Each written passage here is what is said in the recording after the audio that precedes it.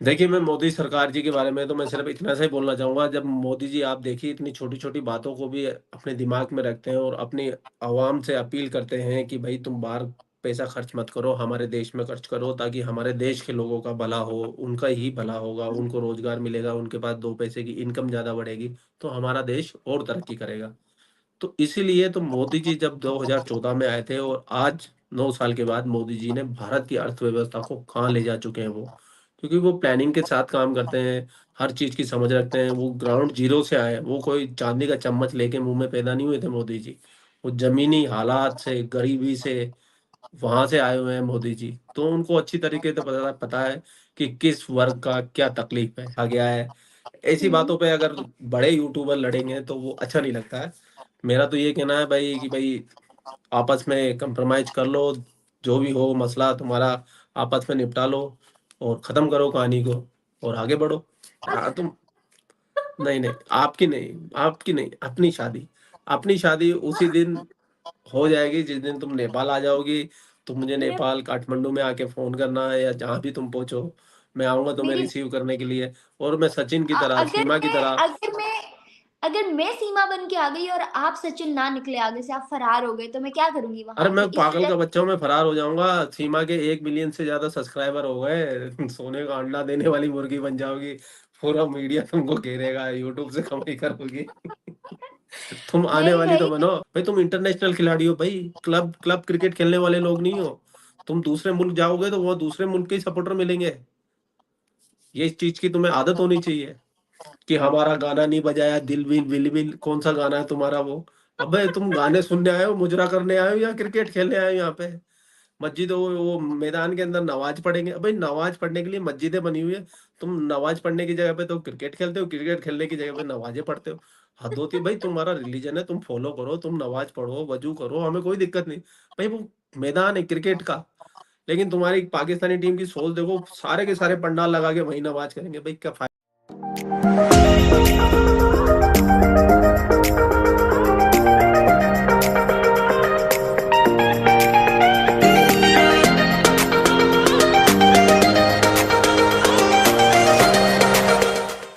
Hello अस्सलाम वालेकुम viewers, I am Mehwish नवाज़ और आप लोग देख रहे हैं मेरा और आपका यूट्यूब चैनल। आज हमें ज्वाइन किया है इंडिया से नन अदर देन एचकेएचआर बंटी, जो कि इंडियन यूट्यूबर है। आप लोग बखूबी इनसे वाकिफ होंगे। इनको लेके बहुत कमेंट्स आते थे मेरे पास। बहुत से लोगों को बहुत सी चीज़ों को लेके डाउट भी था। Thank you so much Bunty ji, first of all for your time. आपका बहुत-बहुत शुक्रिया बेगम। मैं सोच रही थी आप कुछ ऐसा बोलेंगे और नीचे कमेंट्स की लाइन लगना शुरू हो जाएगी। नहीं, नहीं, कैसे नहीं, हैं ऐसा आप? कुछ नहीं है। नहीं, नहीं, मैं ठीक हूँ, मैं बहुत अच्छा हूँ और मैं आपकी ऑडियंस को भी बता देना चाहता हूँ कि ऐसा कुछ भी नहीं है। एक बार गलती से मैंने इनसे बेगम का मतलब पूछ लिया था, तो मैंने 1-2 बार म म मज़ाक में बोल दिया तो ये मुस्कुराने लगी, तो फिर मैंने इनको बेगम बोलने लगा, तो आज भी देखो बोलते ही मुस्कुराती। अच्छा बंटी जी, आज हम बात करने जा रहे हैं फॉरेन डेस्टिनेशन वेडिंग्स के ऊपर और सेरेमनीज और डिफरेंट फंक्शंस के ऊपर, जिसको मन की बात प्रोग्राम के अंदर मोदी जी ने कहा, कंडेम किया कि यार ये नहीं होने चाहिए। ये नहीं इस वजह से होने चाहिए क्योंकि इंडिया के अंदर से पैसा बाहर नहीं जाना चाहिए इंडिया के। और जो बहुत अच्छी सोच है कि इंडिया के अंदर इतने बड़े-बड़े बिज़नेसमैन बैठे हुए हैं जो शादियों के लिए, अपने बच्चों की मैरिजेस के लिए और डिफरेंट इवेंट्स को सेलिब्रेट करने के लिए डेस्टिनेशनल इवेंट ऑर्गेनाइज़ करवाते हैं। वो बाहर नहीं होने चाहिए। हम अपने कंट्री का रेवेन्यू बाहर क्यों जनरेट करवाएँ, वो विद इन कंट्री रहना चाहिए। क्या राय रखते हैं आप इस पे? मैं आपको ये बोलना चाहता हूँ, जो मोदी जी ने ये बात कही, मन की बात के प्रोग्राम में कही और ख़ास तौर से उन अमीरों को टारगेट रख के कही कि जो नेचुरल सी बात है, अगर कोई हिंदुस्तानी हिंदुस्तान में पैसा कमा रहा है, हुँ, हुँ। हिंदुस्तान का जो पैसा अगर वो और जो बहुत ज़्यादा अमीर लोग होते हैं, जैसे आप और मैं तो कहीं जा नहीं सकते बाहर क्योंकि हम तो भाई एक शहर से दूसरे शहर जाके कर लेंगे। लेकिन जो बहुत ज़्यादा रिच होते हैं, बहुत ज़्यादा अमीर होते हैं, एक-एक शादी में करोड़ों, अरबों रुपया खर्चा करते हैं।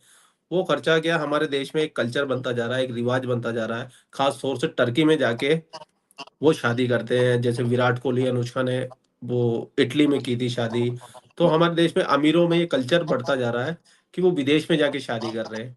हालाँकि इससे देखो नुकसान कोई किसी को कोई तकलीफ नहीं है कि भाई तुम कहाँ तुम्हारा पैसा है, तुम कहीं भी जाके शादी कर सकते हो।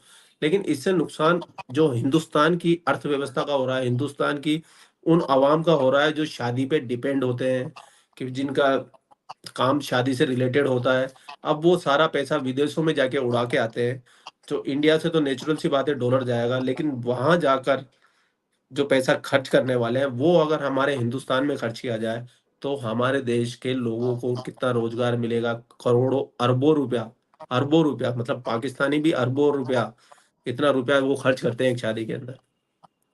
तो ये हमारे देश की अर्थव्यवस्था के अब ये आप ही समझिए ये कल्चर कितना तेज़ी से बढ़ता जा रहा है कि हमारे देश के पीएम को हमारे अमीरों से ये विनती करनी पड़ी, रिक्वेस्ट करनी पड़ी और हम सब भी रिक्वेस्ट ही कर सकते हैं। वो तो उनका पैसा वो कहीं भी ले जाके खर्च करे, उसको तो हम ज़बरदस्ती कर नहीं सकते क्योंकि वो एक नंबर का पैसा है, वो टैक्स पेयर है वो भी। लेकिन अगर वो हिंदुस्तान में खर्च करेंगे तो वो शायद ज़्यादा अच्छा रहेगा हमारे देश के लिए, हमारे देश के लोगों के लिए, हमारे देश राइट। की जो पैसा है हमारे देश में रहेगा। इसके लिए मोदी जी ने इस पे टारगेट किया और उनसे अपील की है अमीर लोगों से कि भाई तुम इतना पैसा खर्चा कर रहे हो, देश में खर्चा करो। अच्छा, मोदी मोदी सरकार ने इतनी इतनी बात को अपने कंट्री के अंदर मद्देनज़र रखा। अब इतनी सी बात को शायद कोई और मुल्क बॉदर भी ना करे। पाकिस्तान में इतनी डेस्टिनेशन वेडिंग्स होती हैं, इतने बड़े-बड़े इन्फ्लुएंसर्स हैं जो आज बाहर के मुल्कों में जाके इतना पैसा उड़ा रहे होते हैं, लेकिन यहाँ पे ऐसे इनिशिएटिव लेने के बारे में सोचा भी नहीं जाता।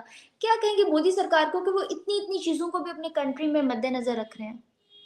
देखिए, मैं मोदी सरकार जी के बारे में तो मैं सिर्फ़ इतना सा ही बोलना चाहूँगा, जब मोदी जी आप देखिए इतनी छोटी-छोटी बातों को भी अपने दिमाग में रखते हैं और अपनी आवाम से अपील करते हैं कि भई तुम बाहर पैसा खर्च मत करो, हमारे देश में खर्च करो ताकि हमारे देश के लोगों का भला हो, उनका ही भला होगा, उनको रोज़गार मिलेगा, उनके पास 2 पैसे की इनकम ज़्यादा बढ़ेगी, तो हमारा देश और तरक्की करेगा। तो इसीलिए तो मोदी जी जब 2014 में आए थे और आज 9 साल के बाद मोदी जी ने भारत की अर्थव्यवस्था को कहाँ ले जा चुके हैं वो। क्योंकि वो प्लानिंग के साथ काम करते हैं, हर चीज़ की समझ रखते हैं, वो ग्राउंड ज़ीरो से आए हैं, वो कोई चाँदी का चम्मच लेके मुँह में पैदा नहीं हुए थे मोदी जी। वो ज़मीनी हालात से, गरीबी से, वहाँ से आए हुए हैं मोदी जी। तो उनको अच्छी तरीके से पता पता है कि किस वर्ग का क्या तकलीफ़ है। इसलिए मोदी जी काफ़ी करीब से इन चीज़ों को देखते हैं और जानते हैं और समझते हैं। खैर बहुत ही ना इस चीज़ को लेके तो आपके पीएम को ना सिर्फ़ मैं बल्कि पूरा पाकिस्तान और पाकिस्तान के तमाम यूथ भी एप्रिशिएट करेगा। अब मुझे बताएँ अपनी शादी को लेके क्या सोचा आपने? हाँ, हाँ, अपनी शादी ना? हाँ, नहीं, तो अपनी आपकी श शादी अपनी शादी की हाँ, अच्छा। तुम नहीं, नहीं, आपकी नहीं, अपनी शादी। अपनी शादी उसी दिन हो जाएगी जिस दिन तुम नेपाल आ जाओगी, तो मुझे ने नेपाल, काठमांडू में आके फ़ोन करना है या जहाँ भी तुम पहुँचो, मैं आऊँगा तुम्हें मेरी रिसीव करने के लिए और मैं सचिन की अ, तरह, अगर सीमा की मैं तरह अगर मैं अगर मैं सीमा बन के आ गई और आप सचिन ना निकले आगे से, आप फरार हो गए, तो मैं क्या करूँगी अरे वहाँ पे? मैं इस पागल वज़ह का बच्चा हूँ, मैं फरार हो जाऊँगा। सीमा के 1 मिलियन से ज़्यादा सब्सक्राइबर हो गए, सोने का अंडा देने वाली मुर्गी बन जाओगी। पूरा मीडिया तुमको घेरेगा, यूट्यूब से कमाई करोगी। तुम आने नहीं वाली तो भई, बनो।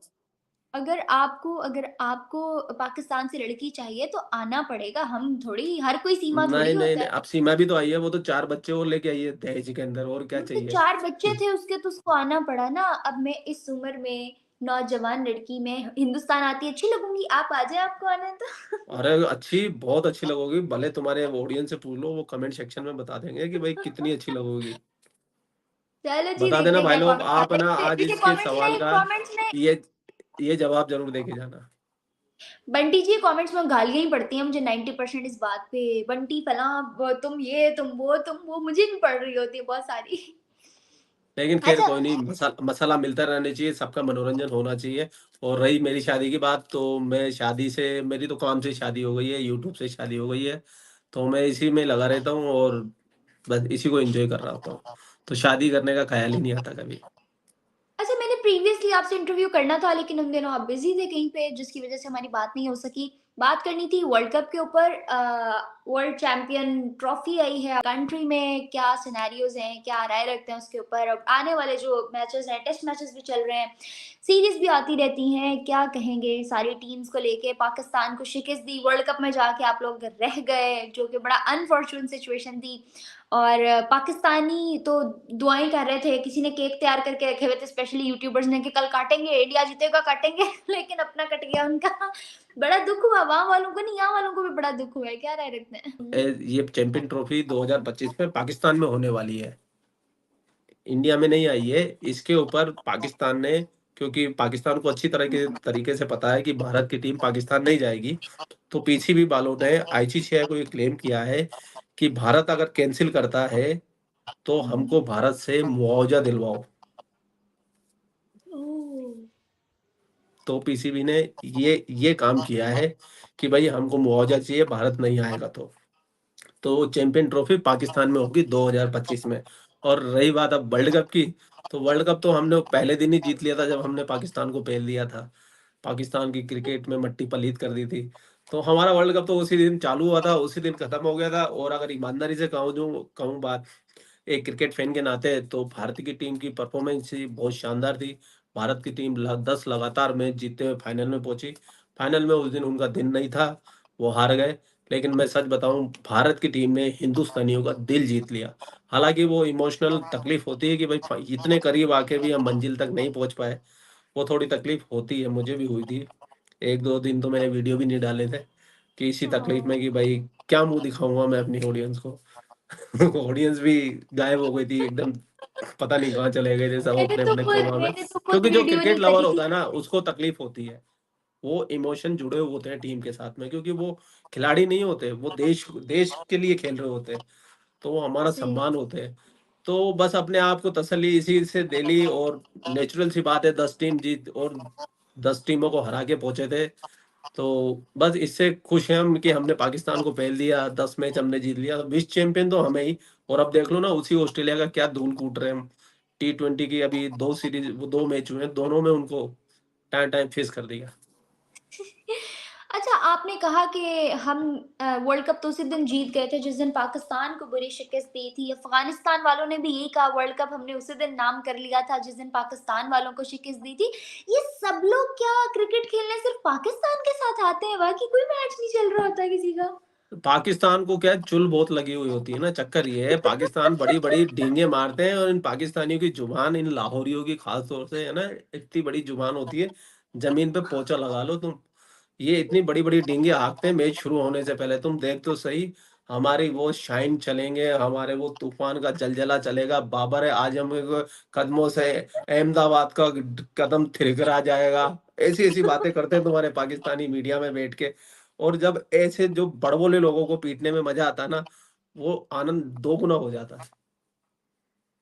अच्छा, पाकिस्तान बाहर हो गया, पाकिस्तानी टीम हार वो बिल्कुल वर्ल्ड कप हार चुकी थी, फिर भी पाकिस्तानी कह रहे थे हम खेलेंगे फाइनल, हम खेलेंगे वर्ल्ड कप।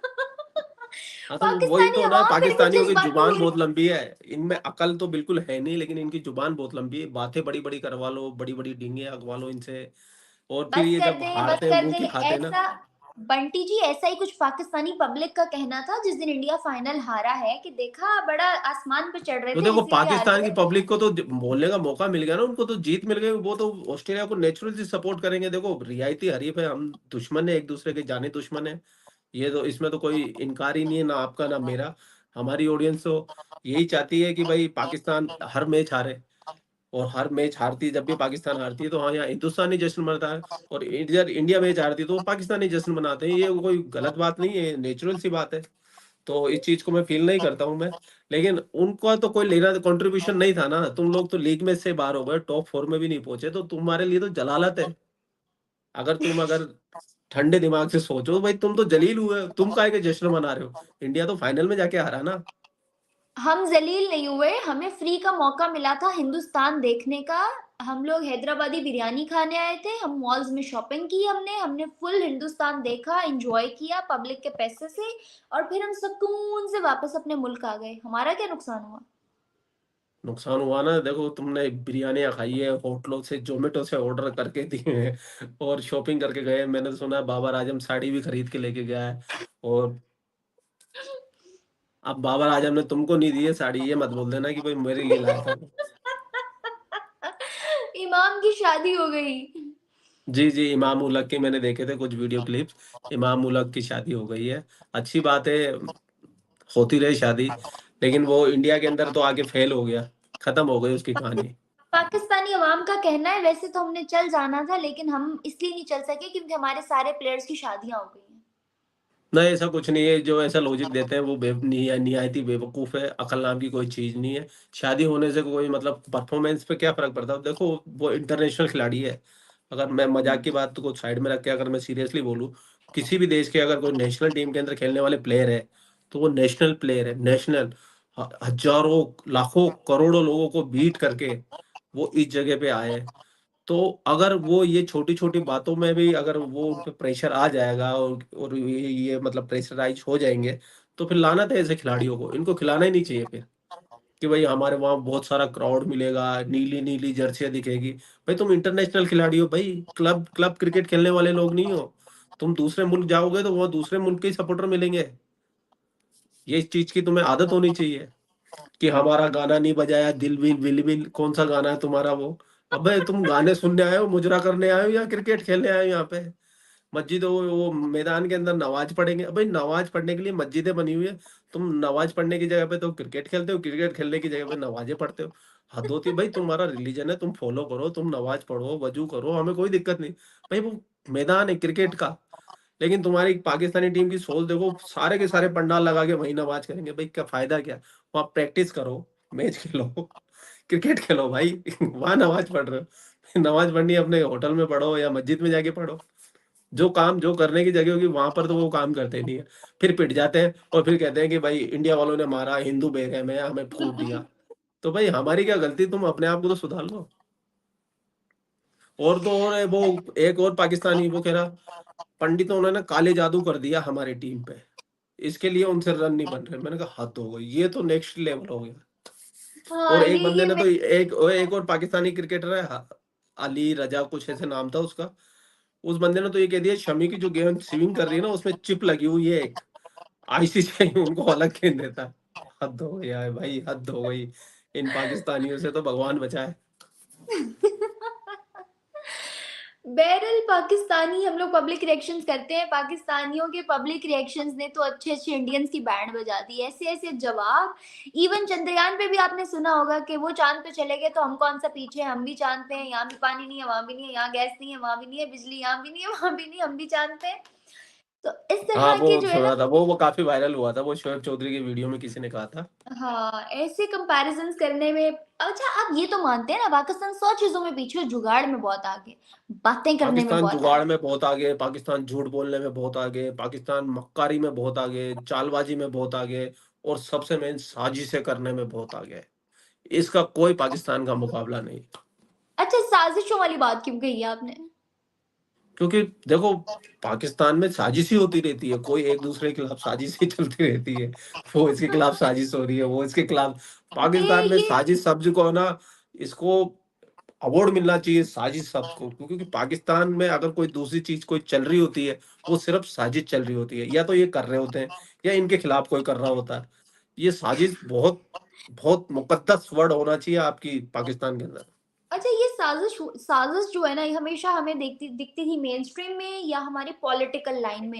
अब हमारी छोटी-सी कम्युनिटी और छोटी-सी यूट्यूब फैमिली जो हमें देखती है, जो हमारे साथ जुड़ी हुई है, उसमें भी ये कंट्रोवर्सीज़ बहुत ज़्यादा आ गई हैं, इस तरह की चीज़ें बहुत ज़्यादा आ गई हैं। इसको हम फिर कभी भी डिटेल में डिस्कस करेंगे, लेकिन थोड़ा-सा बता दें किस नज़र से देख रहे हैं उसे?